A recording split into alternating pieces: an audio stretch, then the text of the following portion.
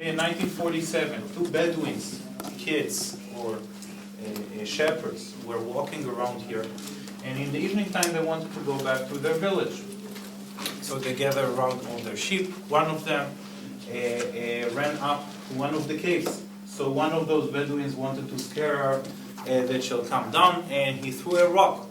So she went into one of the caves, and he threw another rock, and then he heard something break. So he climbed up and he went into the cave. He found a couple of jars over there. One of them was broken, thanks to him. And some of those jars had just dirt inside. Some of them had the first scrolls that were found over here. In the next 9 years, until 1956, they found over here almost 900 scrolls. Now, what are those scrolls? Those scrolls were written by that group that you saw the movie a couple of minutes ago, by the group of the Yachad, 2,000 years ago, before the big rebellion. They were sitting here until the big rebellion. They knew that the Romans are on the way. They knew that they can't really fight them, so they tried to hide as many scrolls as they could in the cliffs in the back. We'll go out in a minute and we'll see all those. אני מפריע לכם? Okay. And since 1947 to 1956, we found them. Most of them we found in terrible condition. Most of them shredded to small pieces. Even until today, we're trying to put them together just like a puzzle. Now, what are those scrolls? The most important thing about those scrolls is those are books from the Bible, the Old Testament. We found here all the books except two of them. We found also books that didn't go to the collection that we know today is the Bible. You know, the Bible is like a collection of books that it was sealed the way that we know it today. There is an argument about that, but it was probably around the year 200. Some say by Rabbi Akiva.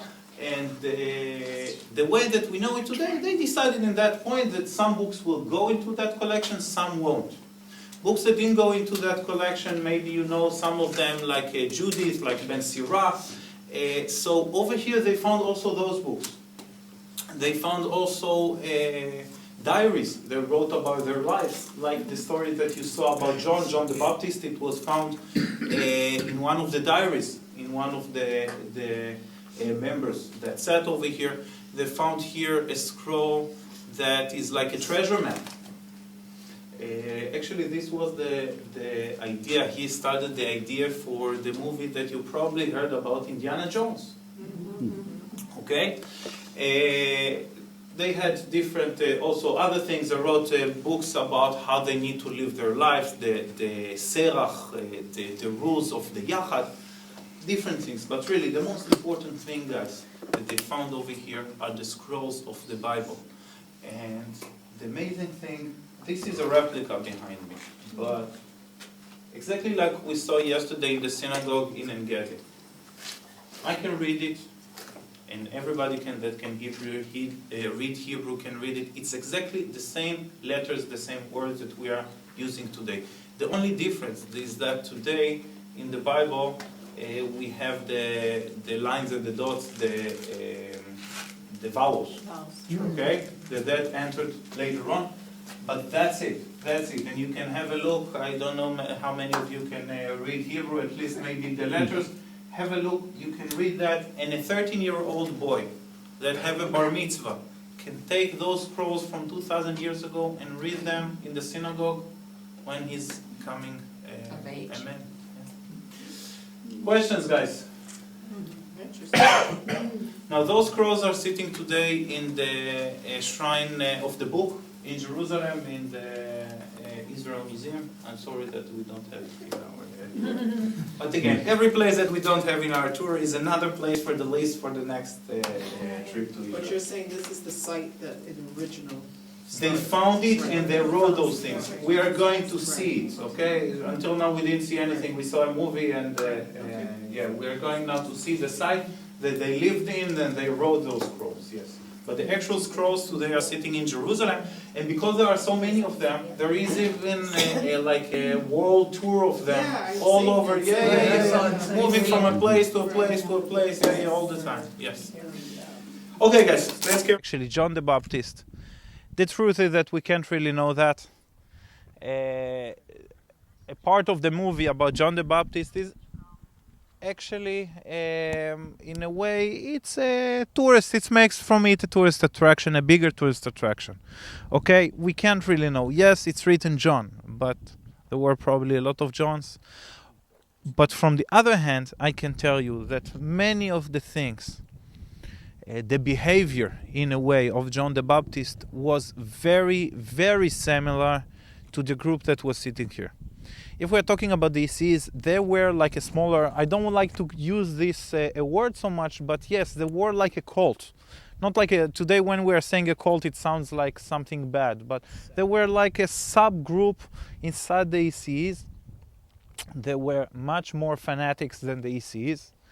But fanatics not in a bad way. Again, this was their way. This is the way that they wanted to live their lives. They gave up on the people in Jerusalem, and they believe that the temple is in their heart, and they can come here and they can do those things. And in some point, that's another book that they found over here, the war between the sons of the light to the sons of the darkness, because they believe that in some point. By the way, guys, make some room if other people want to pass, so give them the opportunity. They knew that in some point they'll come back to Jerusalem and there will be a big fight, and they saw themselves as the sons of the light. And there is a big argument about who were actually the sons of the darkness, if it were the other Jews or the Gentiles maybe, or other people. But anyway, this is the way that they saw themselves, and it's great. We have also today different groups, and who am I to say something bad or good things? It's great always to say, but not to say bad things about anyone. Everybody can live their lives in the way that they want. Now, guys, you remember that long time ago, yesterday, we were in Masada, right? And how they had the water system in Masada, right? I'm not going to explain to you again, because here more or less they used the same way, but here they didn't had cisterns, big cisterns. My phone have a life of his own. He started telling me the numbers of the people that, never mind. So guys, they have here different cisterns. Sorry. Shut up. Good number, 7. No, but why it's repeating it 50 times? 7. Guys, they built here a cistern, an aqueduct. Sorry, you can see the road over here. Just on the right of it, you can see like a line of stones, then another line of stones. There is a very small tunnel that brings the water and comes all the way here, and will continue here near the path that we'll be walking. And it filled up different kinds of cisterns and mikvehs over here. They had here tons of mikvehs, and actually, except Jerusalem, this is the place that we found the biggest number of mikvehs, and it's really amazing, because there were obviously very big cities in different places here, because they went 2 times a day, at least 2 times a day, to the mikveh, so they needed a lot of them. Okay. How many people were in this group that lived here? It's a problem. It's a problem. I don't know what to tell you. There were a couple of hundreds. There were no women. When we found here the cemetery, they digged over there. They found only 5 children. 5 children. So if they found children, you can assume that there were women here in some point, but they didn't find any women. And but more and more people came. Maybe it was like a station in the way. People stayed here for a couple of years, then they continue again in the ECs, in the Yachad. Okay, guys, let's start walking. Very big cistern. It reached all the way there to the corner. In some point, maybe there were in that point less people here. They decided to make it smaller. You see, they closed half of it. The tunnel, the aqueduct of the water passed from here, but basically it reached all the way over there. On the other side of the path, this was the dining room, guys. Here they sat down. No, not this one, over here, the big one. This was the storeroom, but here they used to sit. Here they also used to write down the scrolls.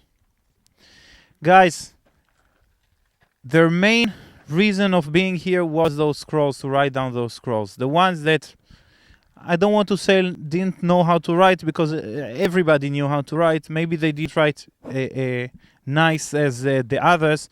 They dealt with the food, because after all, you're in the middle of the desert. Writing is great, but you need to eat something. There is a valley behind those mountains that is called the Horkania Valley, and over there is some water. And they used to grow over there palm trees for the dates, exactly like we're doing today. Now we found over here, I don't remember how many, tens of thousands of pits of dates. They used to make here the jam or the honey, exactly. No, the exact number is written over there. I don't remember it by heart. You saw already a couple of them. I want to show you here in the middle. You see that there used to be like a small or a wall or a screen, something in the middle that cut those stairs in the middle. Anyone have any idea why? There was one way to go down, one way to come up, exactly. Because after you went down, you became purified, exactly. So you don't want to touch anyone on the way up, because if you're touching him before he's going down, so you need to go down again. But you see how many ritual baths we have here. It's really, really unique. In Jerusalem, we had so many because in the 3 festivals, in Shloshet HaRegalim, there were so many people that came to Jerusalem, so we really needed that. But except that, it's not really necessary. Where do you want to go? You'll decide. I don't mind. It's the same. I think you want it from there, so we'll. No, they're under construction over there, so we'll go from here. It's the same. A small latrine, mini latrine. In the latrine, huh? As I told you about, this is one of them. This is the most famous one. You probably know the picture of this cave. Up there is another one. The rest were more to the south and more to the north of us. Most of the scrolls weren't found actually around the village, and that was the main reason that the Romans didn't even find it when they were here, because they wanted to spread it as much as they could. Or maybe they found some of them, but we'll never know about it. But anyway, 900 of them they didn't find. Jerusalem. You made it, really. It's I told you that already in the bus, but really, it's not every day that you're coming to Jerusalem. It's an amazing place. You're going to explore it and to enjoy it in the next couple of days. First, I want to tell you guys what we see in front of us, then I'll explain what we see. First of all, this is the wall of the old city. Okay? Like that. Those walls that surrounding all the old city, and also most of the old city itself, is 500 years old. It's from the time of Suleiman the Magnificent. He built most of the city in the year 1537. We'll see also other walls, and also inside the city we'll see parts that are older, parts that are newer.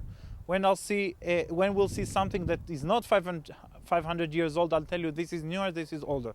But most of the things are from that period of time. You can see the Dome of the Rock. It's a Muslim monument. On the left, you can see a black dome. This is Al-Aqsa Mosque. Both of them are sitting on the Temple Mount. Now, I know that it doesn't look like a mountain. I'll explain in a couple of minutes why it is. Now, between two of them, a little bit more further, if you'll go a little bit more further, you can see 2 gray domes. One bigger, one is smaller. You see it? Okay, this is the Church of the Holy Sepulchre. By some traditions, this is the place that Jesus was crucified and buried. Okay? Now, if from the Black Dome, I'll go a little lower so you'll see it. From the Black Dome, take a little bit to the left, you can see a white dome, a big one, that this is the main synagogue of the old city. It's called the Churva. Okay? Churva, believe it or not, in Hebrew, it means a dump. And we'll be in the old city, we'll talk about those things.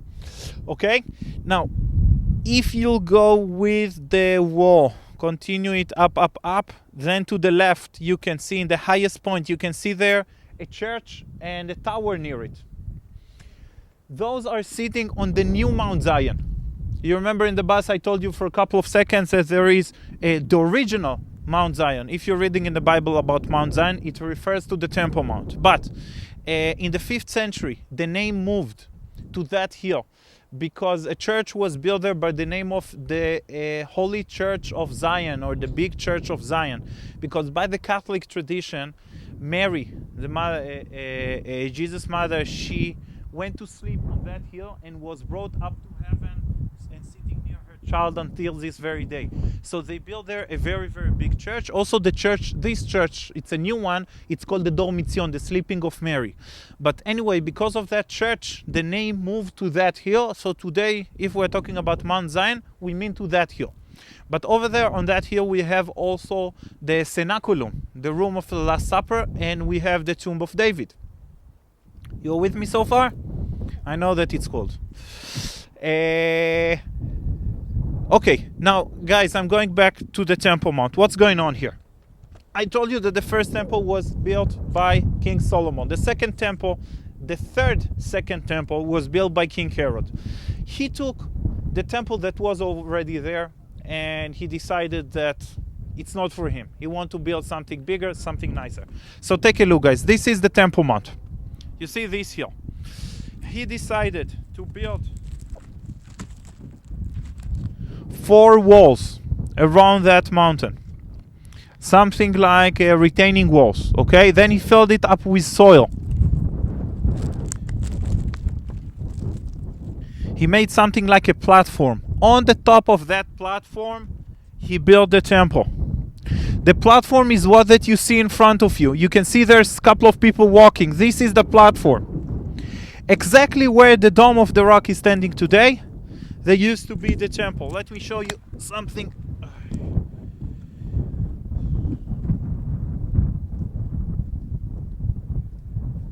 Okay. Guys, take a look. This is what you see in front of you. This is how the temple used to look like. You can see that it's exactly in the same spot that the Dome of the Rock is standing. Okay? Now from the south, again, we are looking toward the west right now. The east is there, west, east, north, and south. The southern point of the Temple Mount is where we had the stairs, the main entrance to the temple. But on Palm Sunday, that I assume that everybody here know what it means, he went in through a gate over there. You can see there are 2 arches, like a closing gate in the middle of the wall. This is called the Mercy Gate or the Golden Gate. Jesus went down in the same path that we're going to take in a couple of minutes, and he went up there and went into the temple. Okay? Now guys, I'll make it short because you guys are freezing, and to tell the truth also I am. The cemetery over here. This is the most important cemetery, Jewish cemetery in the world. You have here tombs from 3,000 years ago and from last week. We are still burying people here. Now why is that? What's so special over here? By the Jewish tradition, when the Messiah will come, he'll come from Mount of Olives. He'll enter to the temple from that gate, from the Golden Gate. He'll rebuild the temple. And one of the things that will happen is that all the dead will be resurrected. Now, not only that all the dead will be resurrected, Also in the end of times, by the Jewish tradition, all the people from all over the world will come to Jerusalem. So obviously the ones that are buried here will have like the first row. Okay? So for thousands of years this was considering to be the best place to be buried. Today they're still burying people here, I told you, but it costs tons of money to be buried here, over $100,000. But from the other hand, if you're already dead, why do you care about the money? So it's not a big deal. Guys, we have here different churches on the rock.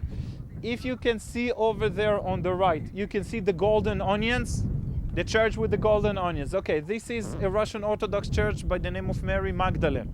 If you look a little bit higher, there is another church, a Catholic one, by the name of Dominus Flavit, the Master cried, for the crying of Jesus. And if you look a little bit lower, you can see a couple of small domes. There are 12 of them over there. This is the Church of All Nations that is sitting in the Garden of Gethsemane.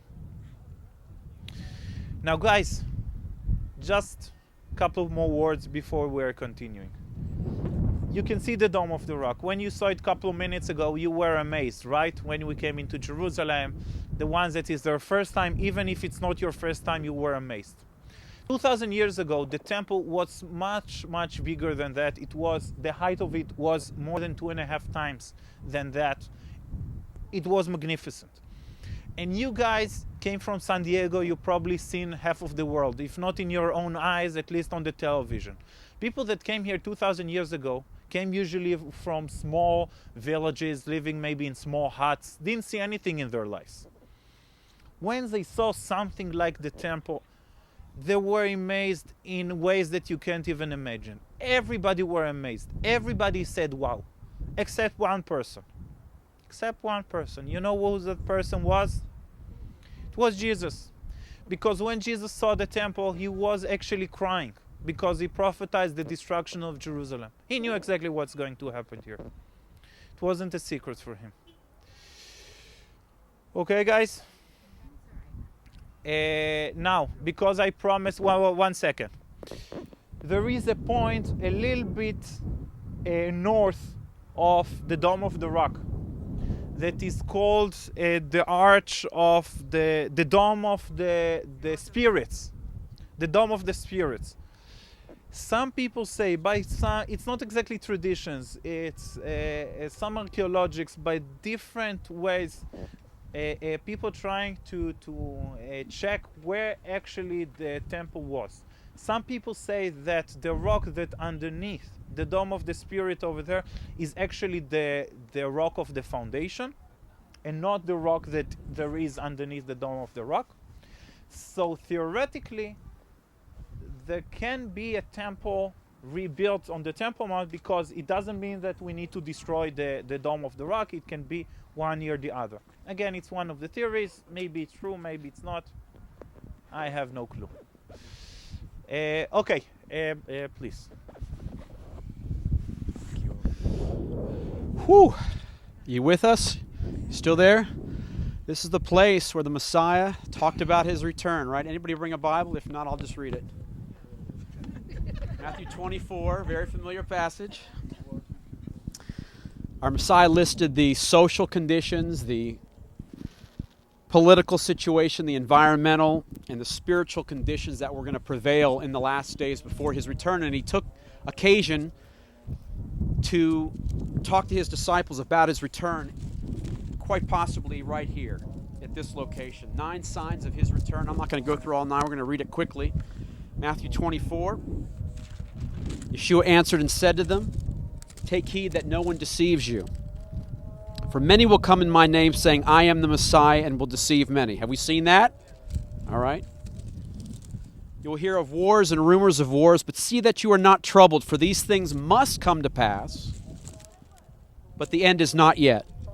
For ethnos, nation will rise against nation, kingdom against kingdom. There will be famines, pestilences, and earthquakes in various places. Again, we're seeing these things before his return. These are just the beginning of sorrows.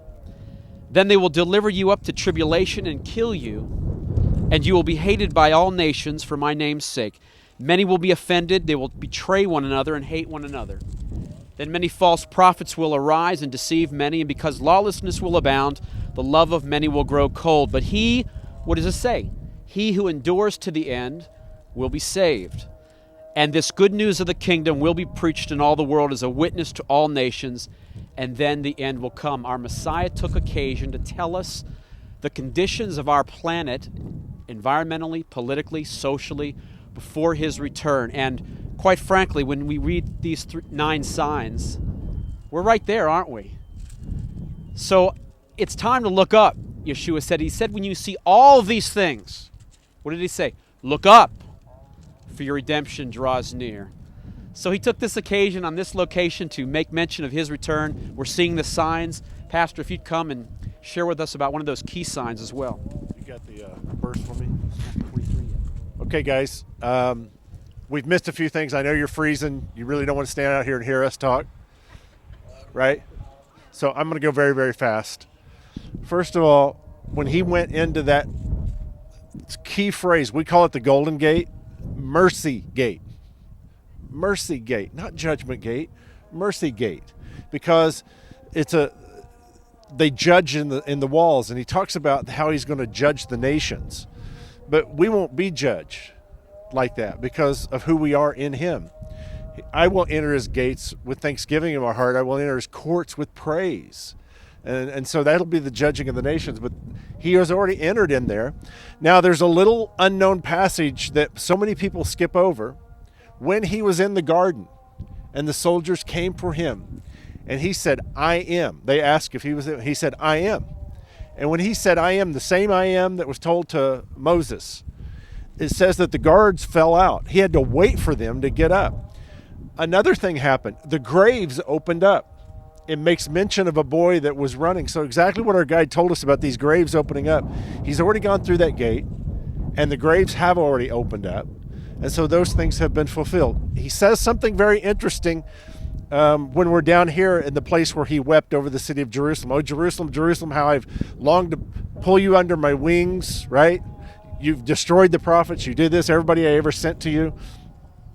And he says this, oh, Jerusalem, Jerusalem, the one who kills the prophets and stones those who are sent to her. How often I wanted to gather your children together as a hen gathers her chicks under her wings, but you were not willing. See, your house is left desolate. I say, no, you won't see me anymore. And then they departed from the temple, and his disciples, where is it where he talks about? I got Joel's Bible. Right here. About when he will judge the nations. Oh, that's not it. No, that's not it. About the temple being destroyed and what's behind it. I had it in my Bible. I'll paraphrase what's said. He prophesies what's going to happen to the temple. And after he prophesies that, he mentions one thing. He then begins to teach him because the disciples are wanting to know what's going to happen. He then begins to teach that there will be false religions that will come, saying they're this and they're that. People, it's a clue for us. There's only been one religious thing ever built there since he said that. And he's warning you about false religions. And you're looking at it. So the temple of the Most High will once again stand there. He will judge and rule the nations from that place. And we're here to be part of it. There's other things I wanted to share with you. I know you're cold. We've got a walk to do.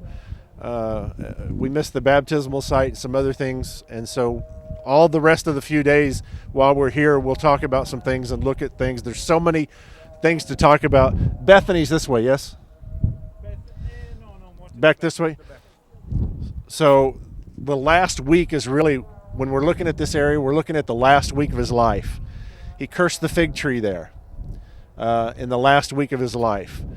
He enters the temple. He has the meltdown with the Pharisees in what I call the anti-Sermon on the Mount, all in these places. So we're going to take a look at it. We'll see it and discuss those things, but I guess we're going to start the walk from there. All right. The Galilee, to think about the pace and the lifestyle and everything that was happening, Is it already hustle and bustle? It's already frantic and hectic. It's the exact same way it was when our Lord was here.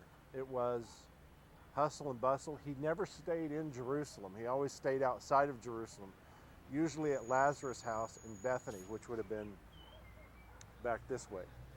He said so many prophetic things, did so many things here. Sadly, that last week, most of it was confrontational, and it should never have been that. Do you want to share some of your stuff here that we're going? We haven't had really a day today to kind of get together and share and do things. Hey, Ophir? Yes, sir. Trees on that side are several hundred years old, right? Yeah, on this over there. side- I'll give you. Listen, all this area, including where we have the church on the other side, is a part of the Garden of Gethsemane. Also down there, all this region. Okay. Today there is a path that is going in the middle, but a road, if you like to call it, but it's all part of the garden. Over there we have trees over 800 years. Some people say 2,000 years. After we'll finish here, this is We'll go more over there. quiet place to have a seat. For that, over there we have the church. So after here, I'll give you some time also to go to see the trees. And So you can go over there and pray. I'm going to give you some time to get alone here. This is the place. You came out of the city with the upper room where they had held Passover, and they came across to the garden, and this is where the anguish happened, where he prayed and wept. I think it's the only case where you ever see Jesus almost succumb to the pressure. He makes the statement, Father, not your will but mine. He said, is there any other way than the way I'm about to go? I'm open to it. I'm listening. Hello. But then he said, no, not my will, but your will be done. And this is the place where he cried so loudly, so hard, and the place where couldn't you guys tarry with me for just an hour? Can't you guys hang in there for a little while? And they were asleep. And so this is the place where he was going through all that stuff. It was probably the only relatively quiet place with all the hustle and bustle of the things that we mentioned. He is about to redeem mankind. He is about to pay the penalty for Adam's sin. He's about to pull us out of the family of Adam and birth us again into the second Adam, into the body of the Messiah. And so I wanted to bring you to this place so that you could, we know that this is the Garden of Gethsemane. So somewhere across here is where this was taking place. Huh? I mentioned it up on the hill.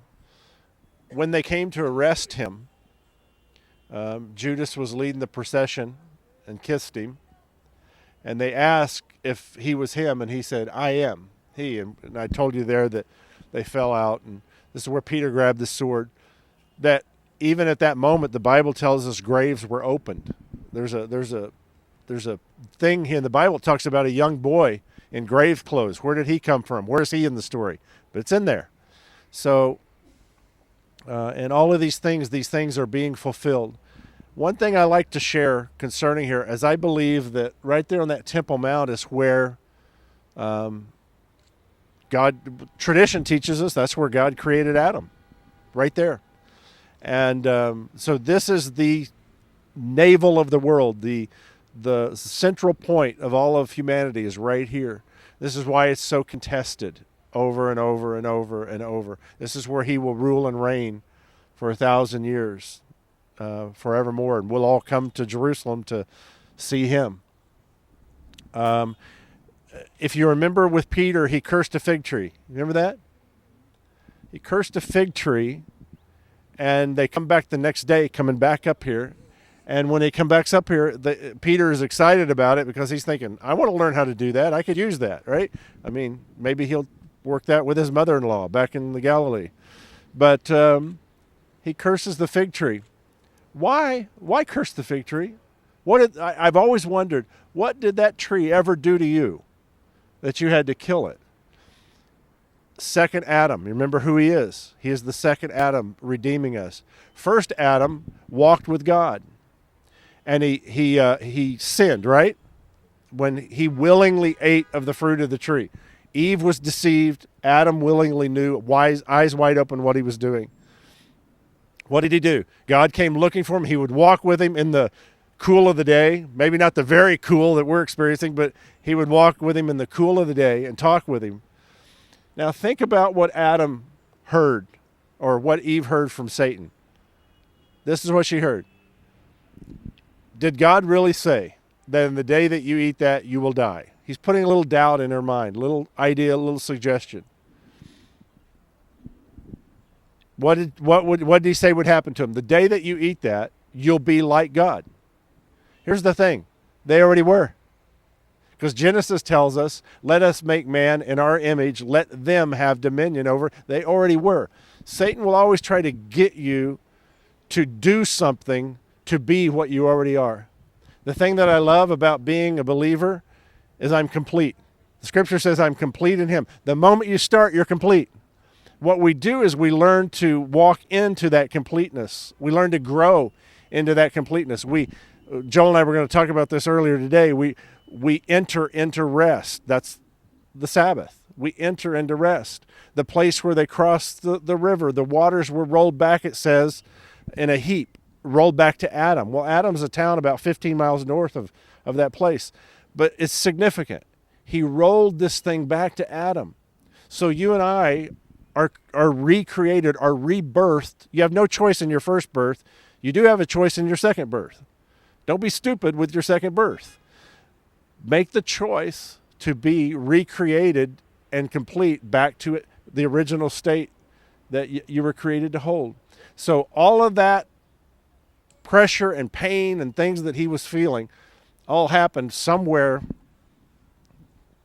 in this vicinity where we were. And so I wanted to share a few thoughts concerning you on that. The reason for the fig tree, I never finished the story. The reason that he cursed the fig tree, when Adam sinned, what did he use to cover himself with? Because what he lost was the glory of God. He was clothed in the glory of God. What did he do? Fig leaves. Fig leaves. He sewed fig leaves together to cover his nakedness, to cover himself, because he was ashamed and he was afraid. He'd never been ashamed or afraid ever before. So he uses fig leaves to cover his sin. When Jesus did that, that's symbolic of, I'm never going to cover sin anymore. Because what would they do? They would go to the sacrifice, right? You would bring the lamb. We put lambs on our shoulders. We saw that beautiful little lamb. They would bring it here to the temple. You would present it to the high priest. He would examine it to see if there was any fault in it, right? He would judge the lamb. Is that right? He would judge the lamb to see if there's any fault in the lamb. And then he would kill your little lamb that you brought all the way from Capernaum, right? He would kill your lamb. Let me tell you something so cool. When Jesus stands trial the next day after being here, what did they do? They judged him. The judge who came from Caesarea, Pontius Pilate, judged him and said, I find no fault in this man, and washed his hands of him, right? So there was no sin, there was no fault found. He was sinless. This is why John, his cousin, said, behold, the Lamb of God which takes away the sin of the world. We talked about it, I think, day 1 or day 2, that the heavens opened above him, right? This is my beloved son. Listen, when God saw you, he said, this is my beloved son. Here's the cool thing. When you accepted him, he never looked at you. He never looked to see if you were good enough or you had any flaws in you. He turned to his right, because where's Jesus today? Seated at the right hand of the Father. He turned and he examined the Lamb. He never looked at you to see if you were good enough. Religion teaches you got to do this and you got to do that and you got to do this to be good enough. You'll never be good enough. But he was. And so that's why he is the Lord of the Sabbath. We enter into his rest. Every day is a Shabbat day. When they went across the Jordan River, I could read you verse after verse after verse. He told Joshua, you're entering into rest. I'm taking you into rest. They went from slaves to freedom, from losers to victors. That's what that crossing meant. And that's exactly what we've done. We have crossed over Jordan, and we've come from the wilderness. We're now standing in the garden. And so from this point, he prays all night, and he goes on trial. They find no fault in him. And he laid down his life for each and every person on this planet. Not just for Christians, not just for the Gentiles, but for all of us. He redeemed all of mankind. Will everybody accept him? No. But it's been offered. It's been offered. So that's just some thoughts I wanted to share with you. We don't have to hide behind fig leaves anymore. We don't have to be, I'm clothed, I have a new garment that I put on, right? I don't have to be hiding behind fig leaves. And that's why he cursed the fig tree. I'm not going to roll sin back anymore like they did at the temple till the next year. I'm going to erase it once and for all, never to be brought up again. It never existed. I don't know what your new birthday was. 1991. Anything prior to that, gone. And he keeps cleansing me. He keeps washing me by his word. I'm new and fresh every single morning. I'm so grateful. I know each and every one of you have a testimony. I was a jerk, man. I was a bad dude. And I'm so grateful for what he's done in my life and transformed me. And I know he's done the exact same thing for you. It started on that night in this garden. Joel, you got anything you want to share?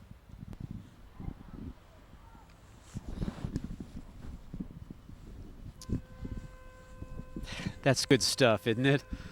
Phew. I had never put that together regarding the cursing of the fig tree. It's powerful stuff. If you have a Bible, open up to Romans 11 real quick, and then Ophir will get it back.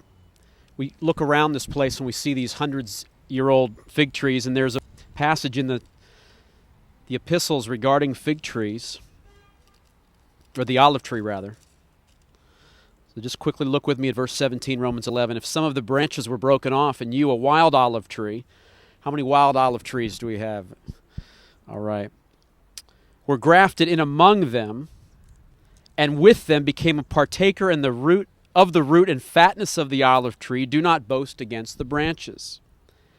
But if you do boast, remember that you do not support the root, but the root supports you. So we know that the olive tree was the most productive tree in Israel, the most useful, right, and valuable tree. And so thus was precious to the welfare and the economy of Israel. And so because of this, Israel's relationship to God was pictured like this, as an olive tree. God's covenant with Abraham, Isaac, and Jacob, guaranteeing that through them all the nations of the world would be blessed, made them the root, and that sprouted and grew branches. And that's the Jewish people. And throughout Jewish people, some of us have been good and have had a relationship with God like the root. And some of the branches, unfortunately, were broken off, right? They were unfaithful. Many of the original branches of the olive tree met this fate after rejecting. Pastor Greg talked about, let's not be stupid on the second go-around. We have a decision to make, but some of our people met this fate after rejecting Yeshua on that day. And since his appearance, a son or daughter of Israel must make that personal decision to welcome Jesus, Yeshua the Messiah, or suffer being broken off, Paul says, from the olive tree of God's salvation, of his blessing. And thank God, though, that many of our Jewish people in that first century that were gathered here did accept him. It says in the book of Acts that a great company of Kohanim, of priests, became obedient to the faith. I know you've been told that all Jews have rejected Jesus. That wasn't true. In fact, it might have been more than 100,000 Jewish believers in that early first century. Now, notice the way Paul sees individual Gentiles here as regarding this olive tree metaphor.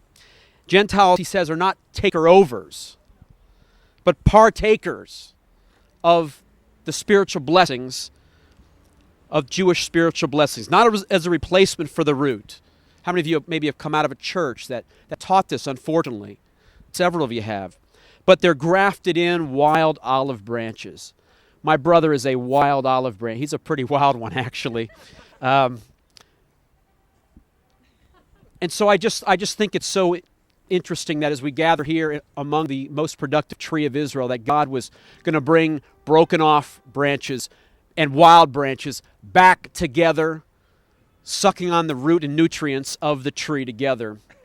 And I don't have time to talk about the different graftings, but it's easier actually for a Jewish person biblically to accept the Jewish Messiah because he's being regrafted in to his own olive tree. And praise God for wild olive branches, and we're all in the tree sucking on the nutrients of the tree, Yeshua the Messiah. So let's go see some older olive trees.